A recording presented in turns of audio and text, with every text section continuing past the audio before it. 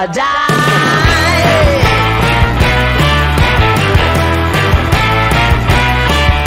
Hey, swing those hips around. Can't stop, roll back down. My ladies, short, tall, thin or wide, always down and ready to ride.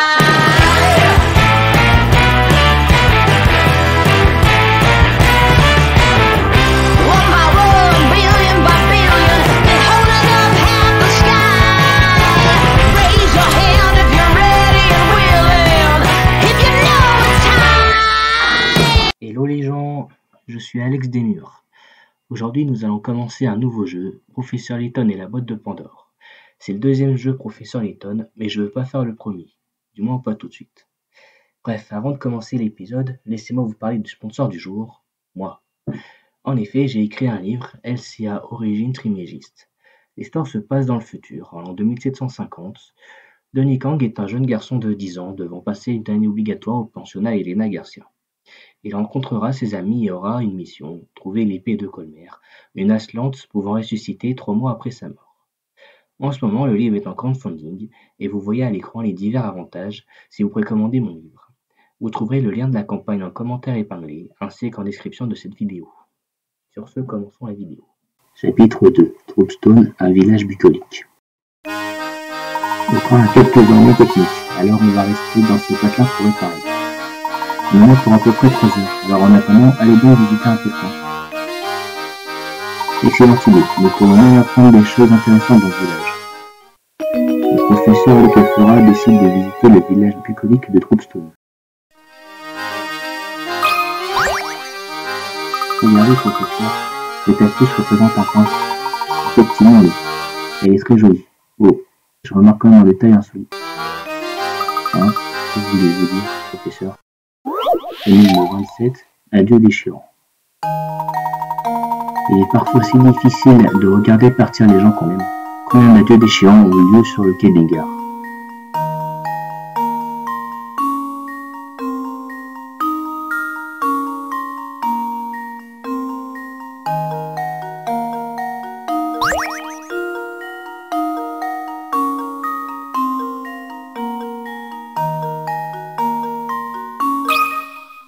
Et voilà!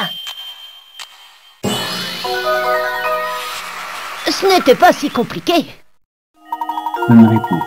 Si l'homme ouvrait la fenêtre de cette manière, celle-ci traverserait littéralement le toit du train. La plupart des trains possèdent des fenêtres qui ne s'ouvrent qu'en partie, pour éviter ce problème. Bien sûr, de nos jours, la majorité des trains sont climatisés et possèdent des fenêtres qui ne s'ouvrent pas du tout.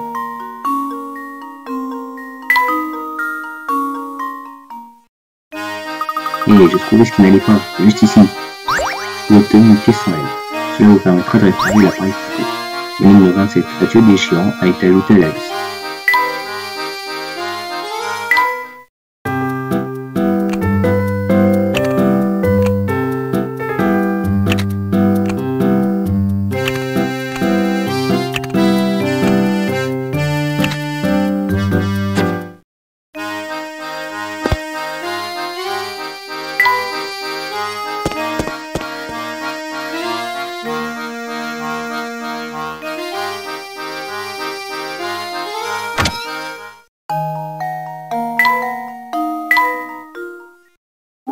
Énigme 16, fleur en folie.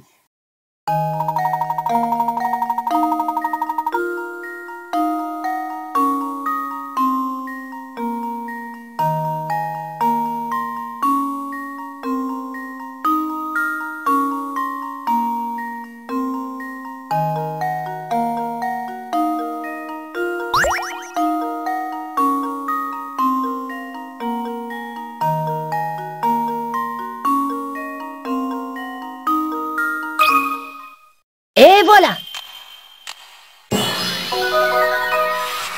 Je suis le digne apprenti du professeur. Bonne réponse. L'image A est identique à l'image en noir et blanc située tout à gauche. Comme illustré ci-dessus, les images B et C sont légèrement différentes de l'image originale. L'énigme 16, fleur en folie, a été ajoutée à la liste. Énigme 19, voyage en train. Un nombre indéterminé de passagers voyagent à bord d'un train. Au premier arrêt, 1/6 des passagers descendent du train. Au deuxième arrêt, 1/5 d'entre eux descend. Il en va de même pour les autres arrêts. C'est-à-dire qu'à l'arrêt suivant, 1/4 des gens descend, puis 1/3 au suivant, puis 1/2 au suivant. Quand le train atteint son terminus, tout le monde descend du train. Si personne n'est monté dans le train durant le trajet, quel est le nombre minimum de personnes qui se trouvaient à bord au départ?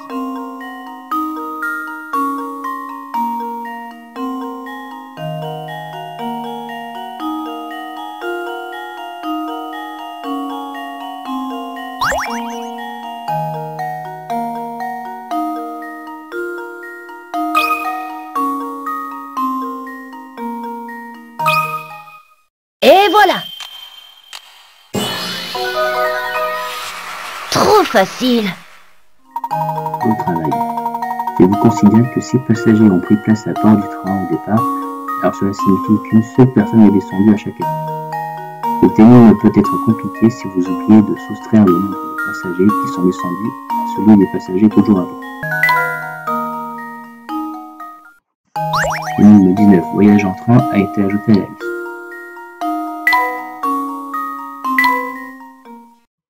Énigme 21. Bouche à oreille. 8 personnes jouent à un jeu de communication. Dans ce jeu, une personne doit faire passer son message à 7 autres. Il faut 1 minute pour faire passer le message et un joueur ne peut le transmettre qu'à une personne à la fois. En suivant ces règles, combien de minutes au minimum seront nécessaires pour que le message soit transmis aux 7 joueurs?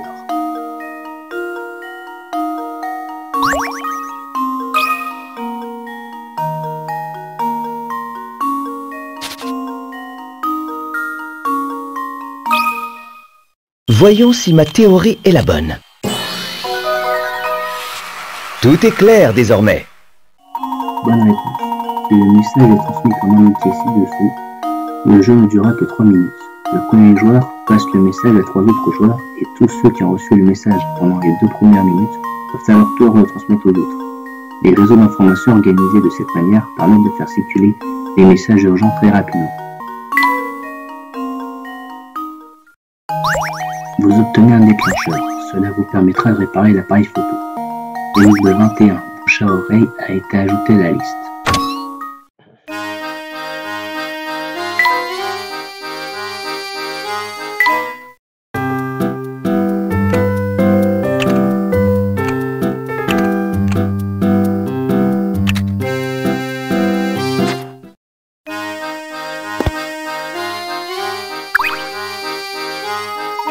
Monsieur l'école, bonjour. Dites-moi, comment trouvez-vous notre beau village de Côte-Côte? C'est un endroit charmant. L'air de la campagne me change agréablement de la vie à Paris. L'air est tellement pur ici, je suis jaloux des gens qui vivent ici toute l'année. Je suis parfaitement d'accord. Je me sens tellement bien dans ce petit village paisible. Mais notre visite tombe à pic, puisque le village fête justement ses 50 ans aujourd'hui. Alors que j'y pense, votre Montréal Express fête également ses 50 ans cette année, non? Quelle belle coïncidence. Oui, vous avez raison, c'est une pure coïncidence. Vous auriez pu profiter de l'occasion et fêter l'anniversaire du train ici, à Brooklyn. Nous avons déjà prévu une grande fête dans un endroit magnifique, en plein centre de Londres. Oh ben, eh bien, je suis sûr que cet événement sera aussi extraordinaire que votre train. Je ne vous le fais pas dire. Maintenant, si vous voulez bien m'excuser, je dois y aller. Bonne journée, monsieur Layton. Bonne journée à vous, monsieur Belliker. Dire que cela fait déjà 1 an qu'elle nous a quittés. Le temps passe si vite. Elle, de qui parlait-il à votre avis? Je n'en ai pas la moindre idée ici.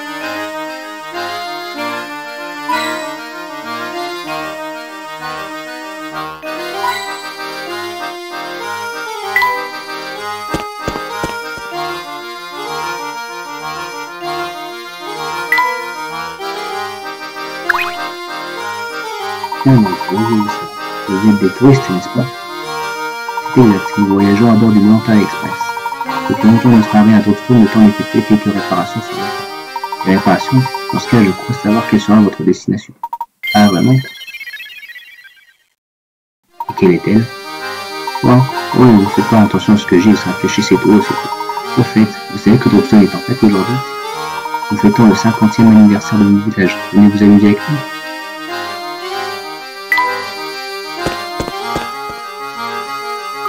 Wow, il y a vraiment plein de choses à voir. Mes amis participent à une fête de genre, c'est fantastique. Ah ouais, Flora, j'avais oublié que t'avais grandi dans un tout petit village. C'est l'occasion jamais de rattraper le temps perdu. Et comment? Après on commence? Oh, allons voir ce stand là-bas, je me demande ce que c'est. Hé, attends-moi. Ah ah, regardez que vous marchez tous les deux, et faites attention à ne pas heurter les passants.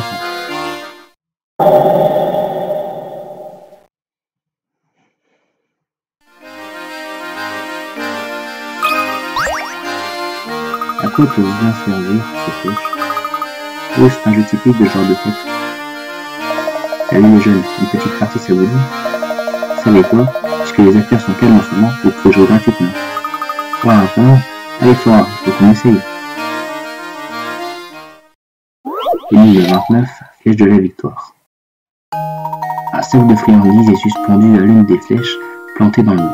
En imaginant que toutes ces flèches sont parfaitement droites, laquelle des flèches A, B ou C est celle qui retient le sac?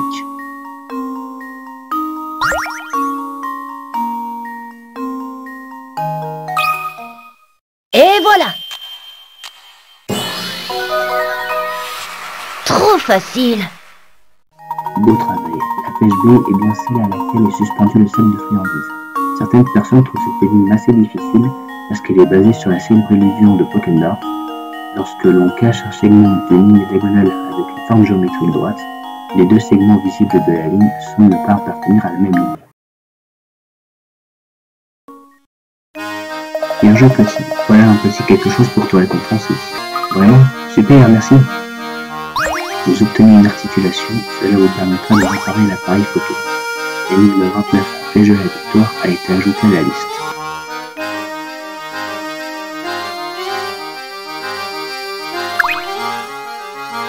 Nous sommes occupés à préparer une super surprise pour la fête, alors revenez plus tard, d'accord?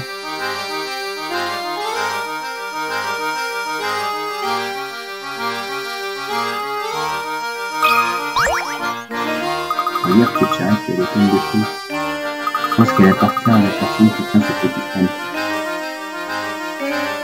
Oh, il y a une ligne de série bizarre, elle doit pas être facile de la dépasser. Effectivement, je me demande pourquoi ils ne l'ont pas sauvé. Et ça m'appelle le nom que j'ai entendu, il y a longtemps. Énigme 28, Bizarroid. Avez-vous déjà vu une roue de ce type? Elle n'est peut-être pas très utile, mais le mouvement particulier qu'elle génère la rend digne d'intérêt. En effet, si l'on observe de côté la ligne qui suit son axe lorsqu'on fait rouler la roue sur une surface plane, un tracé peu commun se dessine. Parmi les 5 tracés ci-dessous, laquelle est une représentation fidèle du dessin formé par l'axe de la roue? Et voilà. Ce n'était pas si compliqué. Bonne réponse. Le tracé-là correspond au dessin formé par l'axe de la roue quand celle-ci tourne. Vous ne verrez sans doute jamais de roue de ce type sur un véhicule, mais ce serait amusant d'en voir tourner une, non?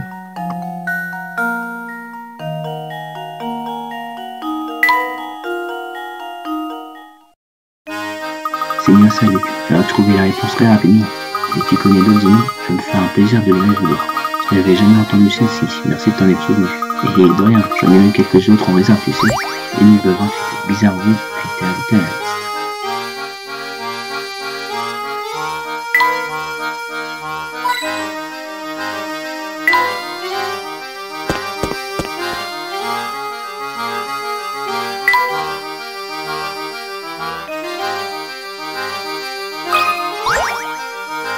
Nous avons de la chance. Le temps est idéal pour célébrer la cinquantenaire de notre village.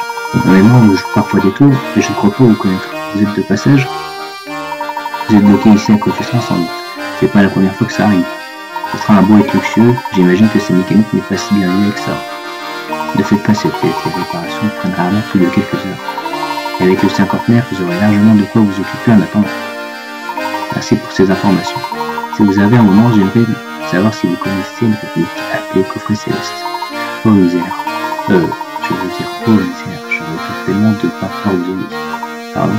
Bien, je crois que j'ai passé suffisamment de temps à discuter avec des inconnus aujourd'hui.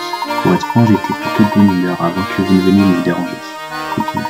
Alors si vous voulez vous excuser d'avoir gâché ma journée, résolvez donc cette énigme. Énigme 37, champion de golf. Un golfeur professionnel possède un don incroyable. Il est capable de réaliser des putts de distance toujours égale. Pourtant, bizarrement, ces coups lui permettent uniquement de couvrir les distances suivantes: 3, 5, 7 et 11 mètres. Notre golfeur est sur le green à 20 mètres du trou. Combien de coups lui faut-il au minimum pour mettre la balle dans le trou? Attention, si la balle est lancée sur une distance plus longue que celle menant au trou, elle continuera sa course sans tomber dedans.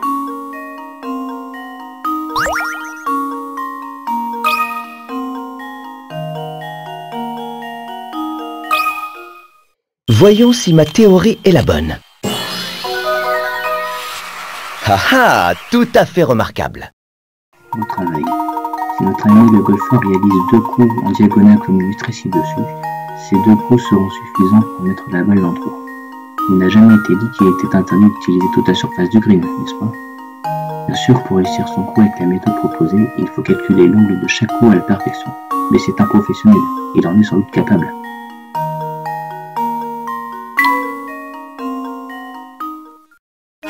Bien joué, bravo. Vous êtes plus intelligent que vous en avez l'air. Et j'aime bien votre chapeau. Prenons le 37, champion de golf, a été ajouté à la liste.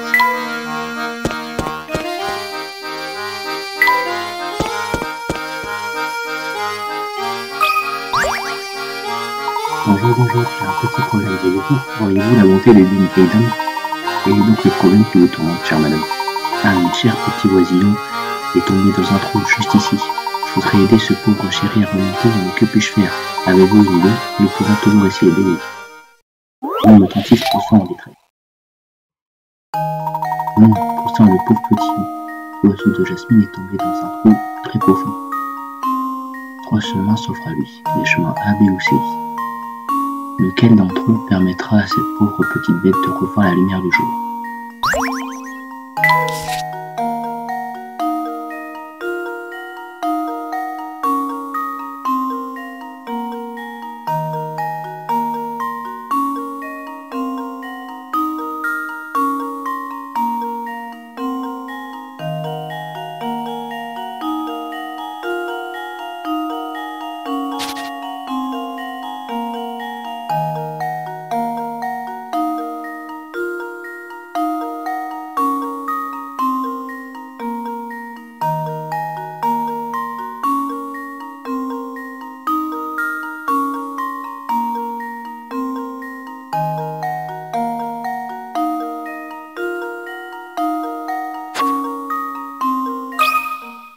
Oui, je suis confiant.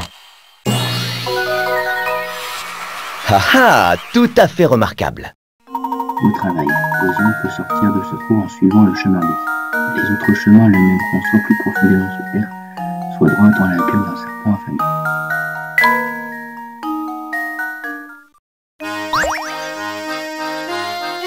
Voilà le petit poussin, j'avais peur qu'il ne se bloquait dans ce trou pour toujours. Je ne sais pas quoi faire pour vous remercier. Oh, j'ai une idée. Laissez-moi vous offrir ce service à thé et ces quelques centaines. Si, ça me fait plaisir. L'option service à thé est maintenant disponible dans la valise du professeur. Ingrédients disponibles, hortimante. Créer de nouvelles recettes.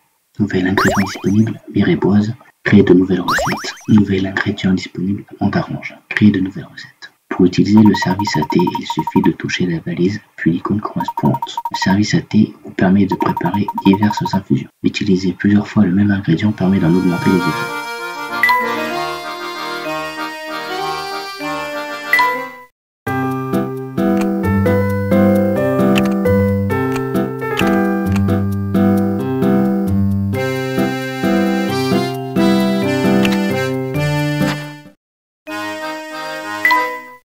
Mélangez les ingrédients que vous obtenez afin de préparer des thés délicieux. Touchez le service à thé sur l'écran tactile pour visualiser les ingrédients dont vous disposez. Touchez un ingrédient pour afficher son nom et la saveur qu'il apportera à votre thé. Pour préparer un thé, faites glisser dans la théière les ingrédients à utiliser. Il faut avoir placé 3 ingrédients dans la théière avant de pouvoir infuser. N'oubliez pas qu'un thé peut contenir plusieurs fois le même ingrédient. Une fois que vous avez placé le dernier ingrédient dans la théière, le couvercle se mettra à s'allumer. Placez le couvercle sur la théière pour commencer à infuser le thé. Si votre thé a un goût intéressant, il sera ajouté à votre liste de recettes. Vous pouvez accéder à cette liste en touchant le panneau en bas à gauche de l'écran tactile. Dans la liste des thés, vous pouvez toucher une tache pour afficher le nom d'un thé et ses propriétés. Lorsque vous avez choisi votre thé, toucher servir pour en offrir une tasse à ceux qui le désirent. En tout, il y a 12 recettes. Essayez donc de toutes les trouver.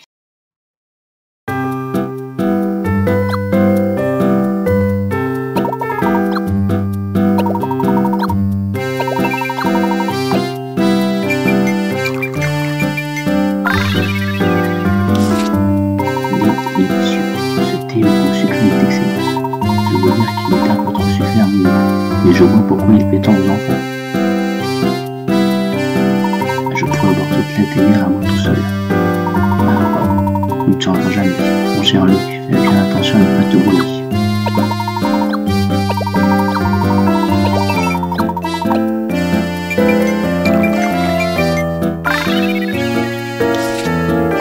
Oh, c'est à la fois sucré et un peu amer. Génial. Thé à la vanille, c'est vrai exquise. Je pense même qu'il serait tout aussi délicieux froid. Oui, et puisqu'il est si bon et si léger, je suis sûr que tout le monde l'appréciera. Certainement, moi-même je suis conquis par son arrière-goût fruité.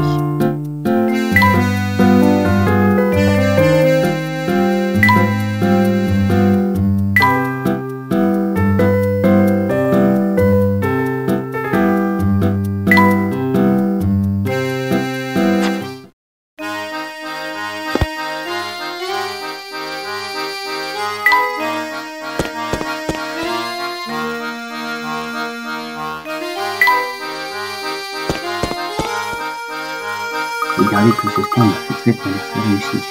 Toute cette effervescence est très divertissante. Je suis content d'être venu.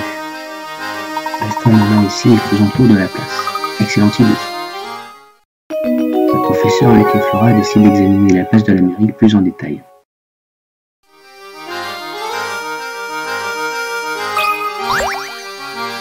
Je suis franchement que je vais être spécialiste avec le village de Brooklyn. Vous avez vu poser beaucoup de questions dans le village. Or, vous ne pouvez pas parler. Claire Brice était nous, et le plus grand spécialiste de Droopstone partageant son savoir avec vous. 1953, entre-mains. Sur la roue ci-dessous, choisissez un portrait. Passez de portrait en portrait en comptant jusqu'à 6 et en considérant le portrait choisi comme le 1. Tournez toujours soit dans le sens des aiguilles d'une montre, soit dans le sens inverse.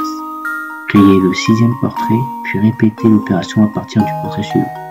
Sachant que les portraits rayés ne comptent plus, si vous choisissez le bon portrait dès le départ, vous pouvez rayer les 6 portraits de femmes à la suite. Par quel portrait faut-il commencer pour obtenir ce résultat?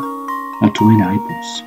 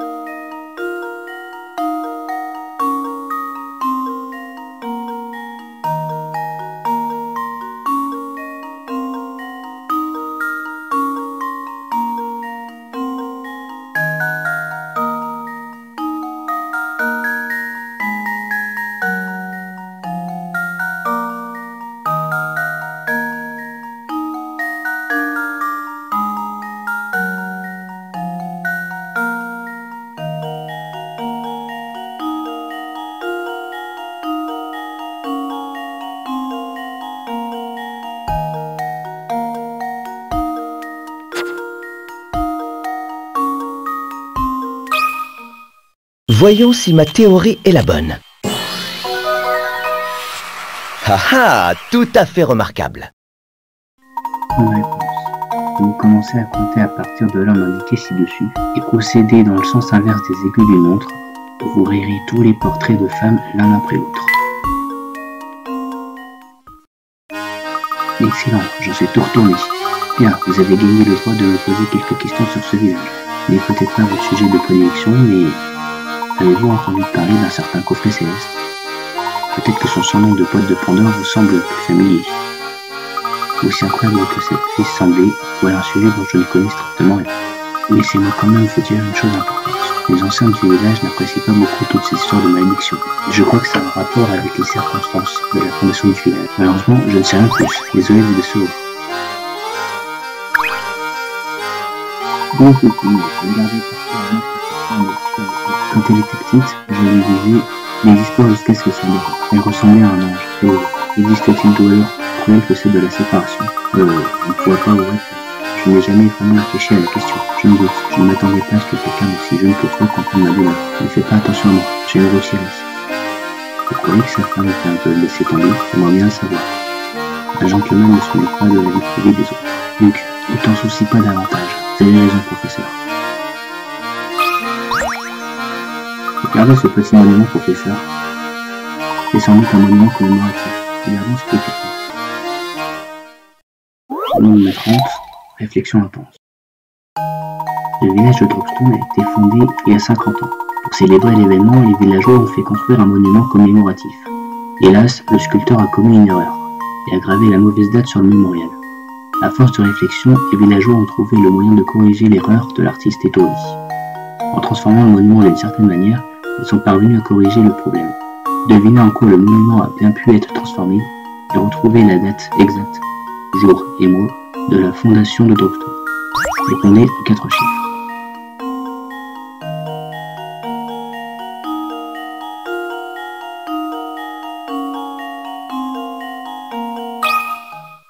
Voyons si ma théorie est la bonne. Haha, tout à fait remarquable. Beau travail. En transformant le monument en fontaine, et si le bassin est rempli d'eau à rapport, c'est la date du 13 août qui apparaît grâce à un jeu de réflexion. D'après cette inscription, le village a été fondé par un voyageur il y a 50 ans. 50 ans, ça représente beaucoup de temps pour une personne, mais assez peu pour un village. Voilà qui est joliment dit. Toutefois, certaines questions demeurent sans réponse. Pourquoi ce voyageur s'est-il installé ici? Il ne faut pas un village pour n'importe quelle raison. Quelles pouvaient être ses motivations? Énigme 30, réflexion intense, a été ajoutée à la liste.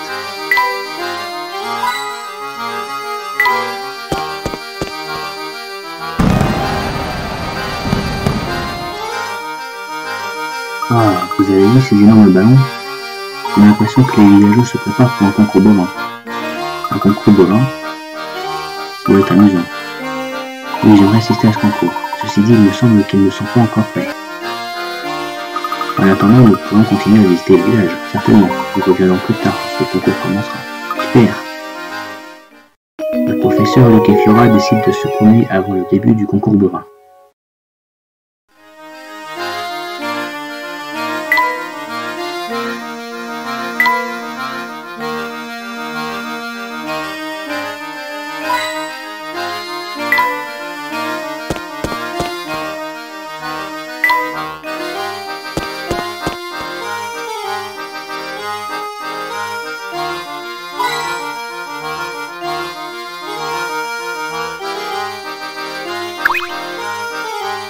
Je n'oublie jamais un visage et je ne connais pas les vôtres. Vous devez être des touristes.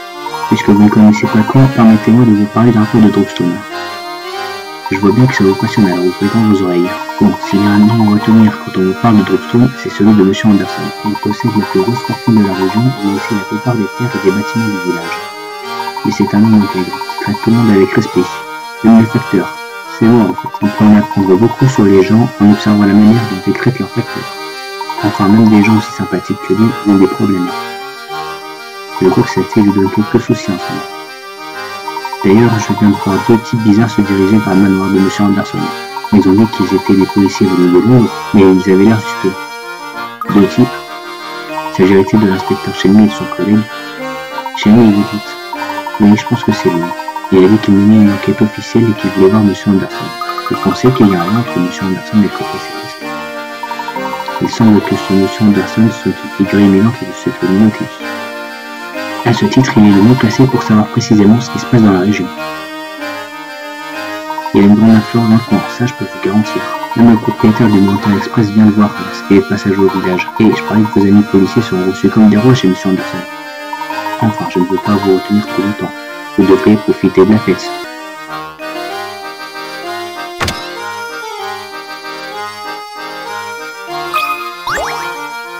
Le chat sculpté est, comment dire, particulièrement expressif. Je le trouve très joli. D'ailleurs, il me fait penser une belle énigme, professeur. Et 51, ça ou Pacha. L'une des trois images A, B et C est identique à l'image originale, apparaissant tout à gauche de l'écran. Les seules différences entre les deux images sont que la copie est en miroir, que les couleurs ont été inversées par rapport à l'original et que l'original est en noir et blanc. Saurez-vous trouver quelle image est la copie?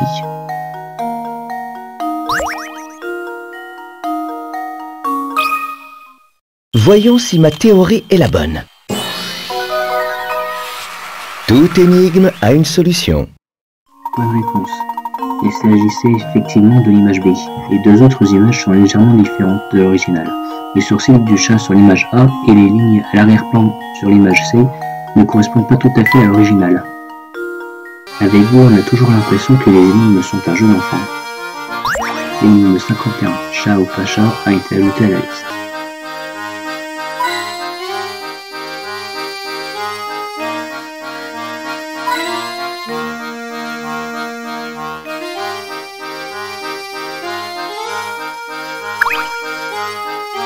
Bonjour, je ne crois pas vous avoir jamais vu par ici. Je peux vous demander qui vous êtes? Naturellement, je m'appelle Arshad Milton. Je suis professeur d'archéologie à l'université de Wassenaar.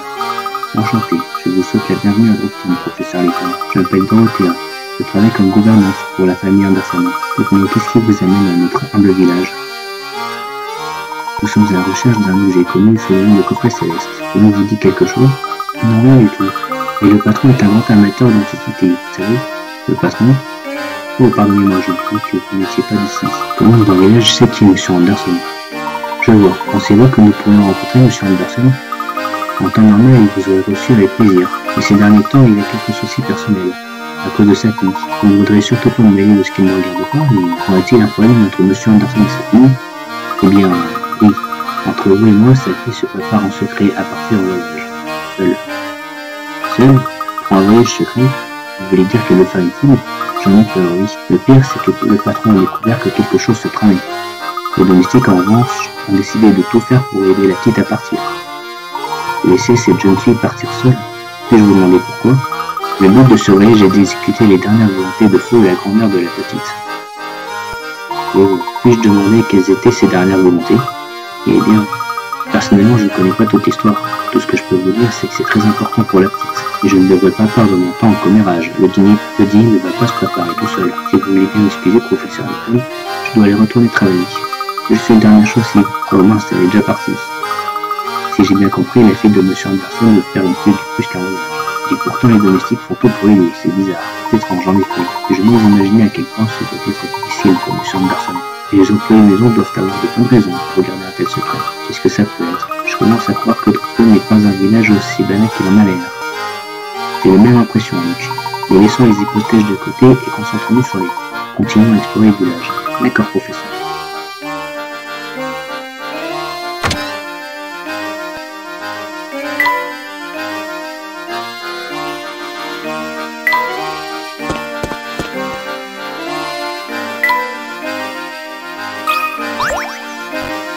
Hello amigos, je voyage autour du monde et je suis passé ici pour 9 ans.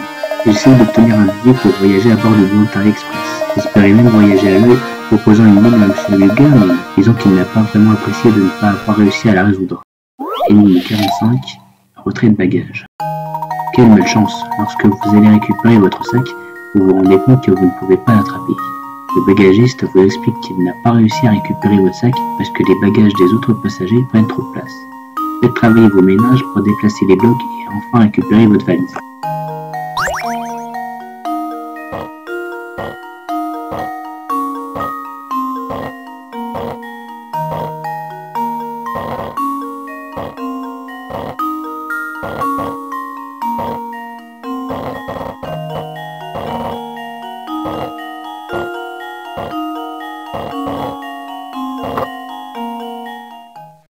Voyons si ma théorie est la bonne.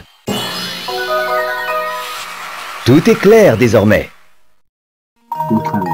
N'oubliez pas d'expliquer au bagagiste comment vous avez fait et il pourra ainsi récupérer votre valise pour vous la prochaine fois. Vous êtes des gens intelligents, vous. Ça se voit. Avec des gens comme vous, on a des chances de résoudre le mystère du Volontaire Express. Mais que ce train s'arrête parfois dans une ville fantôme qui n'apparaît sur aucune carte. Il est possible que ce ne soit qu'une légende, mais qui sait? Une ville fantôme? Ouah, ce serait génial. Énigme 45. Retrait de bagages a été ajouté à la liste.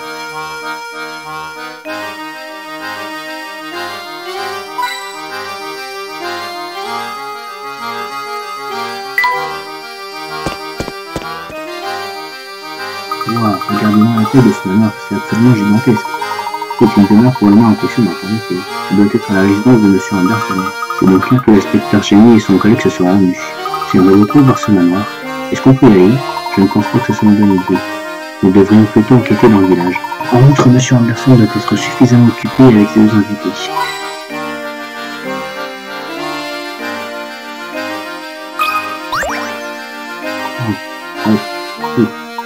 Voilà, je pense que c'est bon. Bonjour monsieur, qu'est-ce que vous faites? Oh, je me contente de pêcher un peu dans ce joli petit lac. Ça n'a pas l'air facile. Est-ce que ça mord? Très bonne question. En fait, je ne sais pas exactement combien de poissons j'ai pu attraper. Ligne 33, je suis les pêches.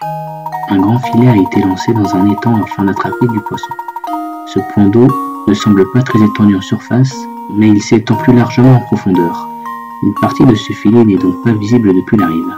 En imaginant que le filet n'est pas déchiré et que son rebord est constitué d'une seule corde dont les extrémités se rejoignent sur la rive, combien de poissons visibles dans la mer seront prisonniers dans ce filet?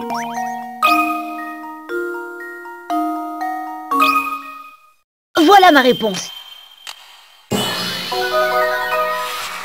Je suis le digne apprenti du professeur. Bonne réponse. Pour résoudre cette énigme, vous devez imaginer la façon dont les parties invisibles du filet se rejoignent, comme illustré sur l'image ci-dessus. Comme vous pouvez le voir, 7 poissons resteront prisonniers du filet.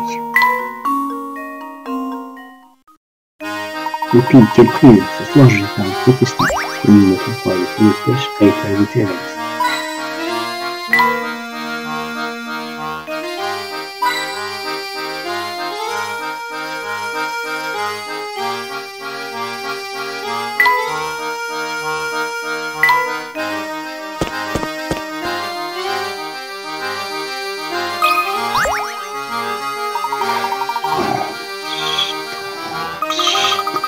Professeur, on dirait que cet homme parle debout.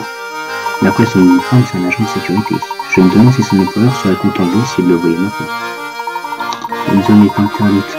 Veuillez décliner votre identité en résolant cette énigme. Énigme 44, entremêlée. Trois élastiques et une corde rouge sont entremêlés. Si vous tirez sur les extrémités de la corde rouge, un nœud se formerait au milieu. Pouvez-vous deviner combien d'élastiques resteraient pris dans ce nœud? N'oubliez pas, pour être pris en compte dans votre réponse, un élastique doit être prisonnier du nœud formé par la corde rouge. S'il suffit de le faire glisser vers le bout de la corde pour le libérer, il ne compte pas.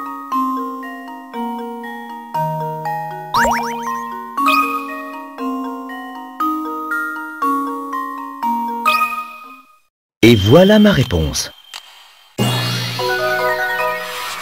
Toute énigme a une solution. Bonne réponse. Aucun des élastiques ne restera coincé dans ce nœud. Si vous tirez sur la corde rouge pour former un nœud, un des élastiques sera aussitôt libéré. Les deux autres seront toujours accrochés à la corde rouge, mais hors du nœud, et ils pourront donc être libérés d'un simple mouvement.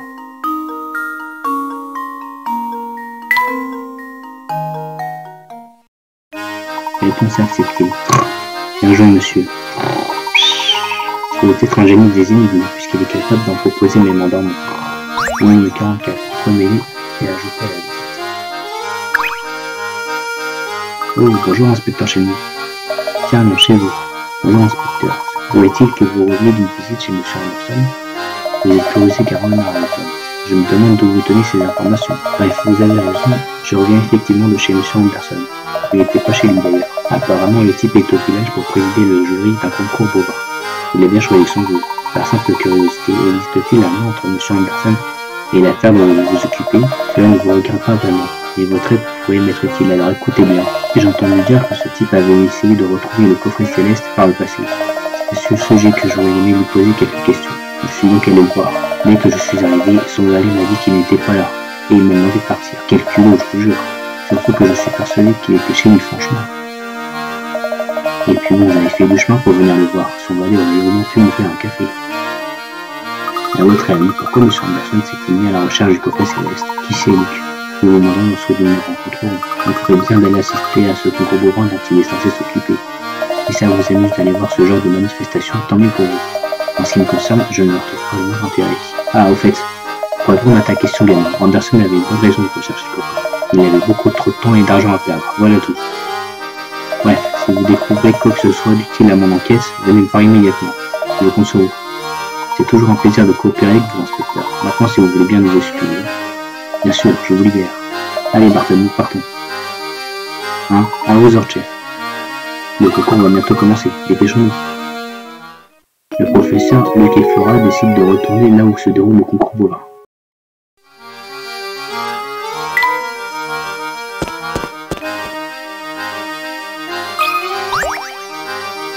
Aïe aïe aïe, je ne sais vraiment pas quoi faire. Moi qui voulais découper ça proprement. C'est mal parti. Que faire? Que faire? Ce morceau de bois ne me sert à rien sous cette forme. Vous savez comment je pourrais en faire un carré? Énigme 42, planche à découper 1. Voici une planche à la forme assez étrange. Comme elle n'est pas très utile sous cette forme, vous devez la couper en deux afin d'absorber les deux parties, ainsi obtenues pour en former un carré. En imaginant que vous ne pouvez pas retourner les deux parties découpées, vous devez vous découper cette planche pour parvenir à former un carré.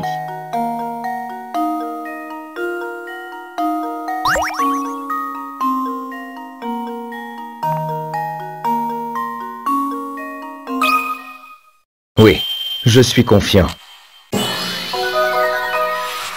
Haha, tout à fait remarquable. Beau travail. C'est plus facile que ça en a l'air, non? Oui, excellent, merci de votre aide. Vous obtenez une caisse à vis. Cela vous permettra de réparer l'appareil photo. Une 42 planches à découper 1 a été ajoutée à la liste.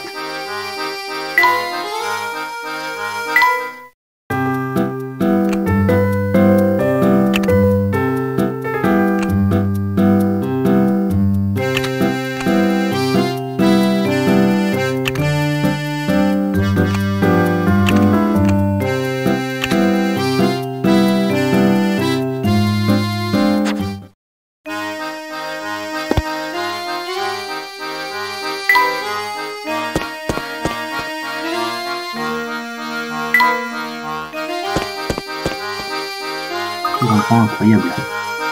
Génial, nous sommes arrivés à temps pour le concours.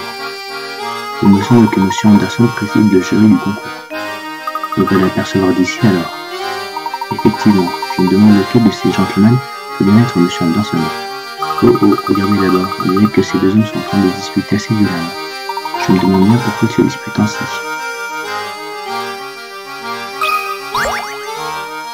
Non mais regardez-moi cette gesture rachitique, elle est pas à moi, ça c'est clair comme de roche. Et si tu dis le contraire, je vais me faire un plaisir de t'apprendre la vie, si tu vois ce que je veux dire. J'ai bien compris leur petit manège. Un type a échangé une des vaches avec cette vieille carte pour gagner. On voit pas de quoi vous parlez, vous pouvez vraiment me dire laquelle de ces vaches est à vous? Oui bien sûr, une laquelle a une tête de corne et une queue. Tu vois laquelle c'est? Aïe aïe aïe, ça va mal finir cette histoire. Qu'est-ce qui se passe monsieur? Autant me semble persuadé que quelqu'un a volé sa meilleure vache et l'a empêché par une autre. Moi je vous le dis, ce bestiau il n'est pas à moi. La fille elle était parfaite des cornes de sabot. Qu'est-ce que je vous disais? Il n'y a pas un moyen de le raisonner. Nous devons régler cette histoire avant de commencer le concours, mais je ne vois pas comment. Laissez-moi faire, si quelque chose de louche s'est produit, les vaches doivent le savoir. Bien sûr, j'aurais dû y penser moi-même, je te laisse t'en charger Luc. Désolé de vous déranger mesdames, pouvez-vous nous aider?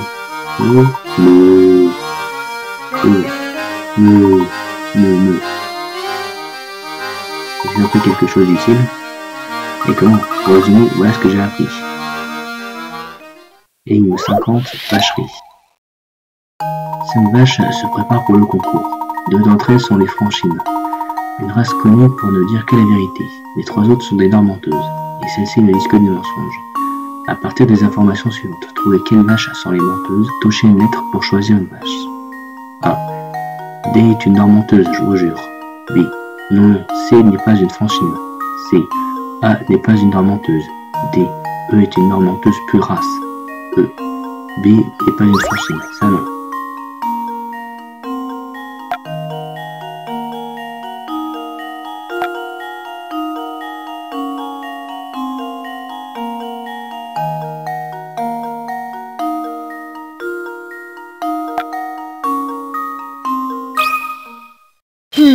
Voyons si c'est bon.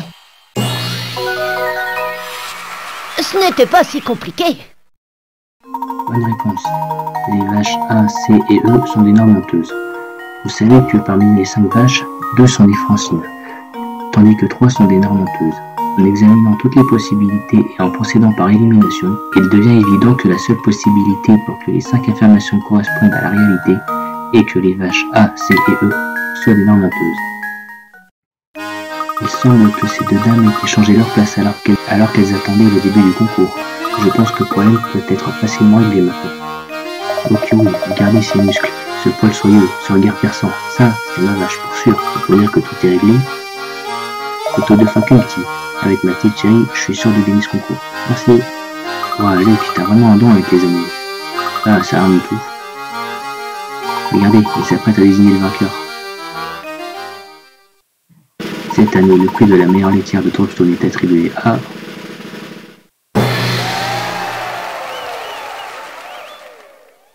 Galatée, l'incroyable usine à lait élevée par Oscar. Une seconde là. Ça veut dire que ma petite Marguerite a pas gagné, c'est ça? Vous auriez gagné si vous n'aviez pas insisté pour que les vaches soient échangées. Quelle ironie. C'est un complot. Le concours est truqué pour sûr. C'est tout truqué. Dire qu'il a tout fait pour retrouver sa vache et que ça lui a coûté la victoire. Et oui, comme quoi les choses ne se passent pas toujours comme prévu dans la vie. Vous avez raison, professeur. Dites, vous croyez que M. Anderson est dans le coin? Il ne sera pas facile de trouver au milieu de cette foule, mais nous pouvons toujours essayer. Énigme 50, vacherie a été ajoutée à la liste.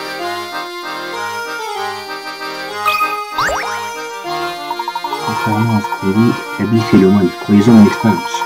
Et d'après votre tenue, vous êtes des gens bien. Si, l'élégance ne tombe jamais. D'ailleurs, je pense que cette énigme vous plaira. Énigme 39, allez vous rhabiller. Au départ, les hommes A, B et C portaient tous des ensembles de couleurs. A portait du rouge, B du bleu, C du blanc.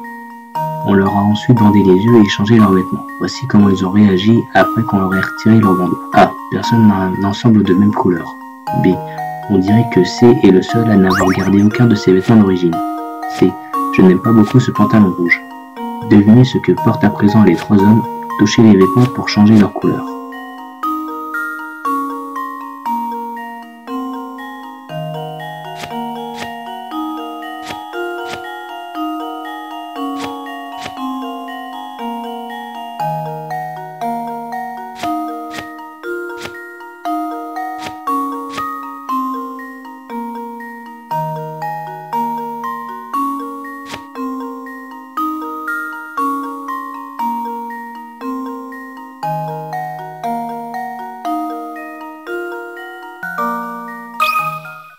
Et voilà ma réponse. Toute énigme a une solution. Au travail. Vous savez que C est le seul à ne porter aucun de ses vêtements d'origine, ce qui veut dire qu'il ne porte rien de blanc. Vous savez aussi qu'il a un pantalon rouge, donc son t-shirt doit être bleu. Comme A et B portent un de leurs vêtements d'origine, vous pouvez en déduire qu'A a un t-shirt rouge et B un pantalon bleu. Avec tous ces éléments, il ne vous reste plus qu'à placer les vêtements blancs aux endroits restants et l'énigme est résolue. Porter un pantalon qui ne soit pas sorti à sa chemise est une faute de goût impardonnable. Un autre conseil, évitez les paillettes, à tout prix. Mais vous n'avez pas vraiment besoin de conseils, pas vrai? Votre costume prouve que vous avez un goût sûr. Avec ça, vous êtes certain de rentrer parfait. L'énigme 39, allez vous rhabiller, a été ajoutée à la liste. On n'aura pas réussi à rencontrer M. Anderson finalement. C'est vraiment dommage, mon intuition me dit qu'il aurait pu nous aider dans notre enquête. Bonjour messieurs, je ne crois pas que nous nous connaissons. Je n'ai pas pu vous empêcher de vous entendre parler de M. Anderson, et je me suis dit, hé, je peux aider. Oui, je peux vous aider à le rencontrer. Énigme 48, M. Anderson. Je viens de voir M. Anderson ici même, il y a une minute à peine. Vous ne devriez pas avoir de mal à le reconnaître avec cette barbe et ce chapeau. Et oui, c'est un vrai gentleman, et il a toujours l'air très élégant avec sa canne, et son petit nœud papillon. Oh, et il ne porte pas de lunettes, au cas où vous voudriez savoir. Regardez, le voilà. À l'aide des éléments ci-dessus, pouvez-vous identifier M. Anderson et l'entourer?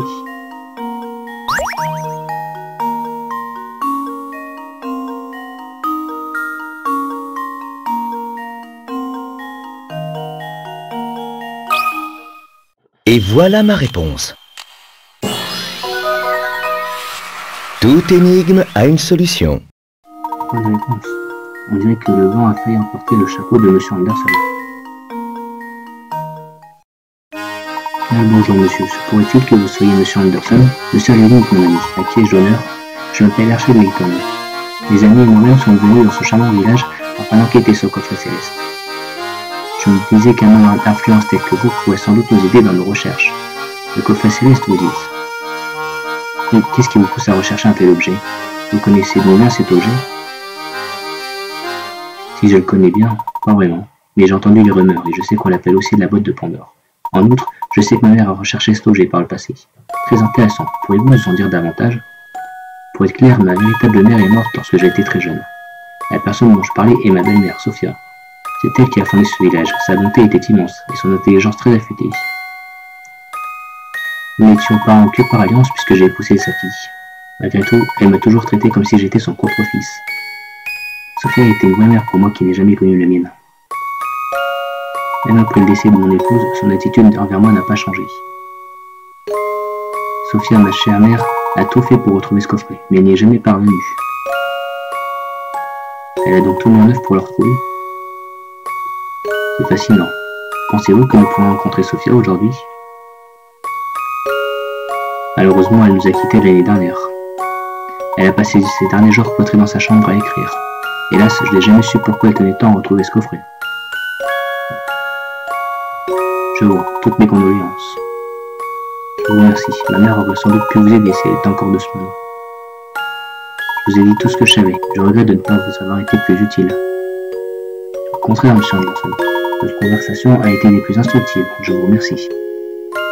Une dernière chose avant que vous ne partiez, monsieur Layton. Regardez autour de vous, je vous prie. Ces collines verdoyantes, ces hommes et ces femmes qui vivent heureux.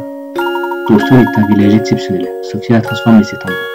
Là où il n'y avait rien du tout, elle a créé un village chaleureux où ils vont vivre. On ne peut pas laisser Tombstone se flétrir et disparaître comme tant d'autres villages. Pas après tous les sacrifices qui ont été nécessaires pour faire de cet endroit ce qu'il est. Oh, je me suis laissé emporter. Je vous prie de m'excuser. Profitez de votre séjour à Tombstone et portez-vous bien. Bonne journée. Et voilà, encore une piste qui ne mène à rien. Oh, n'en sois pas si sûr, Luke. J'ai l'impression que ce village a un lien très fort avec le coffre céleste. Les termes qu'a employé M. Anderson sont également décrits facilement. Je me demande ce qu'il entend par sacrifice, et nous devrons élucider cela plus tard. Il est maintenant temps de retourner à la gare. D'accord, professeur.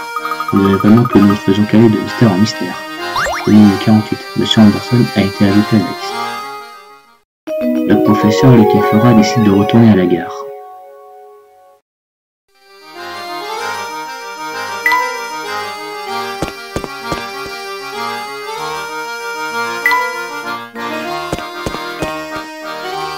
C'est un grand truc de monde, c'est très impressionnant.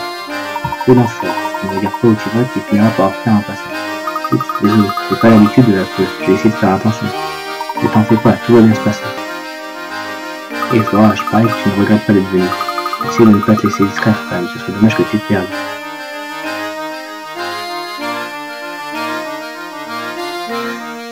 Oh, qu'est-ce que c'est que ça? C'est ça, là-bas. Oh, regardez ici. Professeur, Luke, où êtes-vous?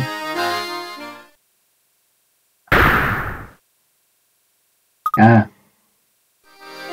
Oh non, professeur, Flora a disparu. Nous avons sans doute été séparés dans la foule. Je reviens sur mon pas. Ce sera difficile de la retrouver parmi tous ces gens. J'espère que nous aurons de la chance. Je me demande où Flora a pu disparaître. Ouf. Flora, où t'étais passé? Désolé, je crois que j'ai dû me perdre dans la foule. J'étais discrète un instant et quand vous avez tourné la tête, vous avez disparu. En tout cas, je suis soulagé que tu aies réussi à me retrouver. Dans cette foule, on aurait pu se chercher pendant des heures sans se trouver. À partir de maintenant, j'ai fait plus attention, c'est promis. Au fait, j'ai entendu quelque chose d'intéressant en vous cherchant. Vraiment? Quoi donc? Il paraît qu'un homme qui s'appelle Bruce pose beaucoup de questions sur le coffre céleste. Si on le retrouve, il pourra peut-être nous offrir des informations utiles. Apparemment, il se baladait près de la gare il y a peu de temps. Tout cela est très intéressant. Allons à la gare et voyons si nous pouvons trouver ce Bruce. Bien joué, Flora. Tu nous as ramené des infos de premier ordre. Ce n'est rien.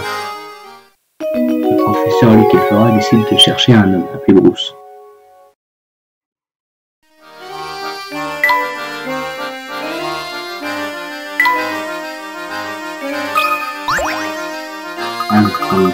Non, j'arrive pas à choisir. Oh bonjour, je peux vous aider? Vous voulez quelque chose? Nous cherchons un objet appelé le coffret céleste. Est-ce que ça vous dit quelque chose? Le coffret céleste? Je n'en ai jamais entendu parler, et ça me fait penser à une énigme géniale. Numéro 46, cherchez l'intrus. Vous avez une boîte, comme celle illustrée ci-dessous. Si l'on utilise tous les cubes blancs comme unité de mesure, cette boîte fait 2 cubes de large, 3 cubes de long et 2 cubes de haut.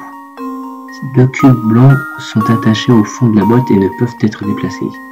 Vous pouvez placer 3 des 4 pièces A, B, C et D simultanément dans la boîte afin de la remplir sans laisser l'espace vide. Entourez la lettre correspondant à la pièce que vous n'utiliserez pas pour parvenir à ce résultat.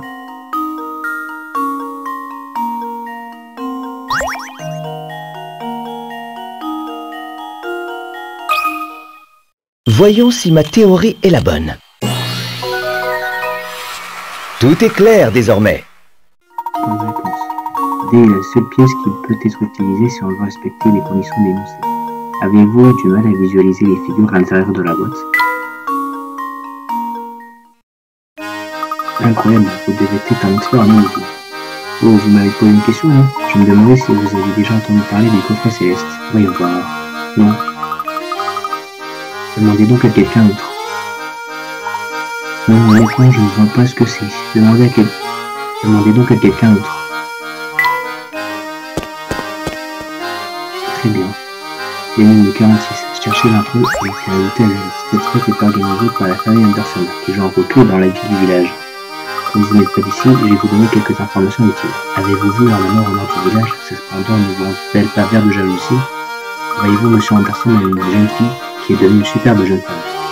Elle s'appelle Katia et elle est à la fois ravissante et adorable. Je crois qu'elle est aussi très respectueuse vis-à-vis de son père, qui est rare de nos jours. Et les jeunes d'aujourd'hui passent leur temps à répondre à leurs amis. Je suis désolé, que vous pardonnez-moi.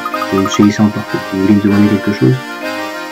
En effet, pourquoi madame? Avez-vous déjà entendu parler d'un certain coffret céleste? Je ne crois pas, non. Je ne peux pas vous aider, donc je ne vous tiens pas. Oh, malgré tout, vous m'avez fait penser une belle énigme. Écoutez. Énigme 40, cube illustré. Les deux cubes représentés ci-dessous sont en réalité deux prises de vue du même cube, sous deux angles différents. En utilisant les faces visibles du cube, reconstituez son patron en plaçant les différentes faces sur le schéma. N'oubliez pas que le sac dessin doit être placé au bon endroit et être orienté correctement. Utilisez le stylet pour faire pivoter les faces au besoin.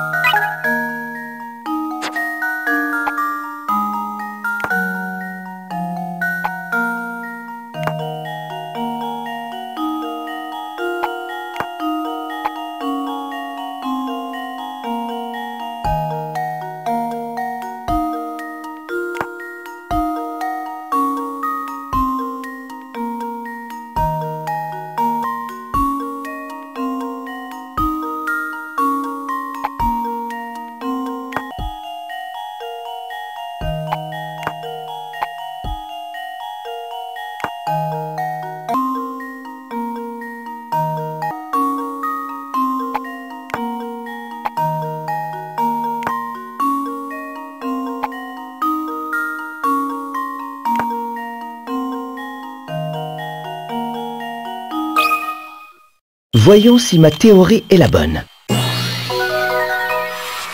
Toute énigme a une solution. Au travail, avez-vous eu du mal à faire le lien entre le patron en 2 dimensions et le cube en 3 dimensions?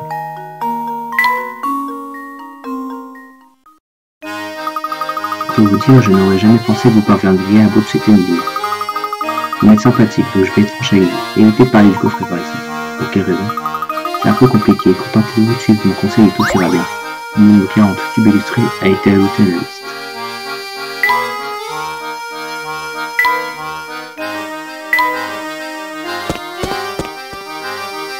Oh, monsieur Linton, puis-je vous parler un instant? Et certainement, en quoi puis-je vous être utile? J'ai entendu dire que vous aviez posé beaucoup de questions au village aujourd'hui. Dites-moi, quelqu'un vous aurait-il parlé de ma fille à un moment ou à un autre? De votre fille, monsieur? Oui, de ma fille, Katia. Vous savez, elle est rarement à la maison depuis que sa grand-mère nous a quittés. Katia était très proche de Sophie à sa grand-mère, et sa mort était difficile à accepter pour elle. Si vous la croisez, pouvez-vous lui dire que son père le souhaite du fond du cœur qu'elle rentre à la maison? Si c'est un gentleman tel que vous qui lui transmet ce message, elle écoutera peut-être. Je comprends, monsieur, mais notre train prend bientôt, je ne peux donc rien vous promettre. Katia est morte, et moi son enfant. Elle compte énormément pour moi et je vous en serai profondément reconnaissant si vous m'aidez. Je me demande à quoi ressemble cette Katia. J'en ai pas à m'en oui.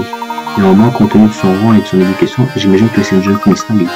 Vous croyez, professeur? J'ai entendu dire que vous vous intéressez à la relique qu'on appelle le coffret céleste. Oh, ce vieux truc, on dit que tous ceux qui ouvrent la boîte maudite sont condamnés. Certains l'appellent d'ailleurs à tort à la boîte de Pandore. C'est ce que j'ai entendu durant mes voyages en tout cas. Mais ce n'est pas vraiment ce coffre que je recherche. Pardonnez mon indiscrétion et puis-je vous demander ce que vous recherchez alors? Une mystérieuse ville fantôme qui n'apparaît sur aucune carte. Un endroit auquel seuls quelques élus peuvent accéder.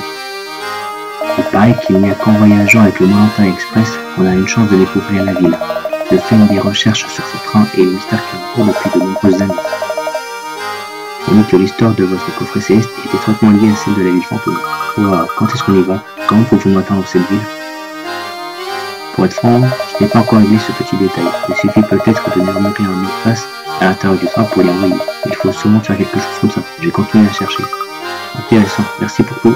Professeur, vous avez entendu? Nous avons enfin une nouvelle piste pour retrouver le coffret céleste. Il est encore trop tôt pour se réjouir. Malgré tout, on dirait que notre voyage va se poursuivre.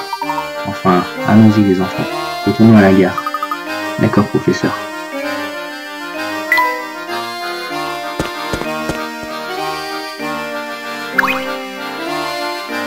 Bien, vous avez résolu au moins 30 minutes. Chapeau bas, vous êtes mon idole, vous. Alors, la fiesta vous plaît? Bien, j'en étais sûr. Bon, le train n'est pas tout à fait prêt à décoller. Alors, en attendant, hop, une petite énigme. Énigme 55, le collier de Sam. Sam possède 8 chaînettes, chacune composée de 7 maillons. Il aimerait faire relier toutes ces chaînettes afin de former un collier trop cool. Le bijoutier lui demande 2 livres pour ouvrir et fermer un maillon. Sam pourrait faire ouvrir un maillon à l'extrémité de chaque chaînette pour former un collier, mais il lui en coûterait 16 livres. Il est certain qu'il existe une manière moins onéreuse d'arriver au même résultat. Pouvez-vous dire à Sam combien il devrait dépenser?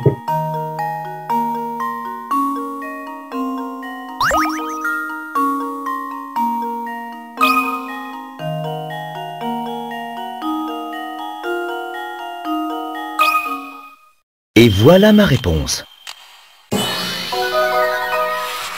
Toute énigme a une solution. Bonne réponse. Prenez l'une des chaînettes de Sam, ouvrez un des 7 maillons qui la composent et utilisez ceux-ci pour connecter les 7 chaînettes restantes entre elles. L'image ci-dessus illustre parfaitement cette méthode. En agissant ainsi, Sam pourra obtenir le collier de sirène en ne déboursant que 14 livres.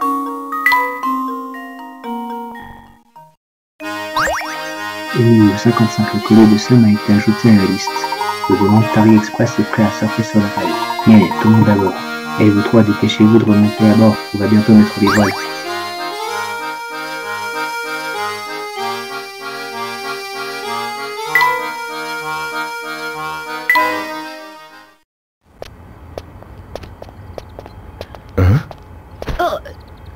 Ah,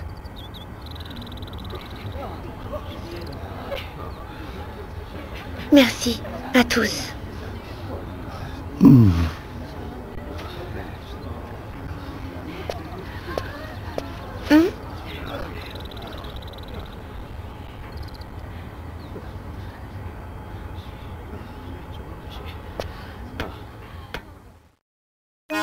Qu'est-ce qui se passe là-bas?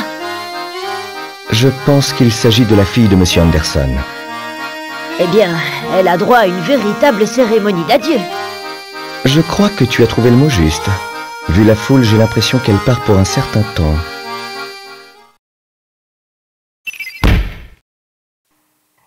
Katia est la fille de Monsieur Anderson, un homme influent au village de Dropstone. De nombreux villageois la saluent avant qu'elle ne monte à bord du Volontaire Express. Où Katia peut-elle bien se rendre? Et pourquoi a-t-elle choisi de faire ce voyage toute seule?